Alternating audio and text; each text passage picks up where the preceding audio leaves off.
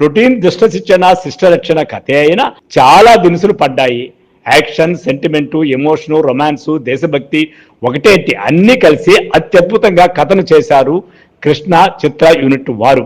అందుకు దీటుగా దర్శకుడు ముత్యాల సుబ్బయ్య చాలా బెగువైన స్క్రీన్ ప్లేతో బాలకృష్ణకు అనుగుణంగా తయారు చేసుకున్నారు. తెర వెనుక నిపుణుల్లో ముందుగా అభినందించవలసింది డైలాగుల రచయిత ఎంవిఎస్ హరినాథరావుని. మధ్య మధ్యలో మనకు అనుమానం వస్తుంది, వ్రాసింది పరశూర్ బ్రదర్స్ ఏమో అని. అంత పదునుగా వ్రాశారు హరినాథరావు గారు. ముఖ్యంగా బాలకృష్ణ డైలాగులను చాలా పదునుగా. తర్వాత చెప్పుకోవలసింది చక్రవర్తి సంగీత దర్శకత్వాన్ని.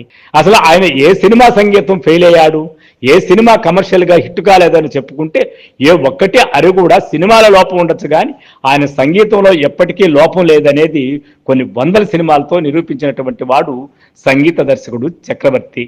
ఇక నృత్య దర్శకులు రఘు మరియు శివ సుబ్రహ్మణ్యములను హుషారైన పాటలు రాసిన పి నారాయణ రెడ్డి, వేటూరి, జాలాదిలు, వాటి శ్రావ్యంగా వినిపించిన బాలసుబ్రహ్మణ్యం, సుశీలమ్మ, జానకి, మనోలను ఎవరికి వారు లెజెండరీలుగా పేరుగాంచిన సాంకేతిక నిపుణులు, సంగీతకారులు, గాయకులు అందరూ పనిచేసినటువంటి ఈ సినిమాలో కమర్షియల్ గా నిజంగా ఒక విందు భోజనమే అని చెప్పాలి.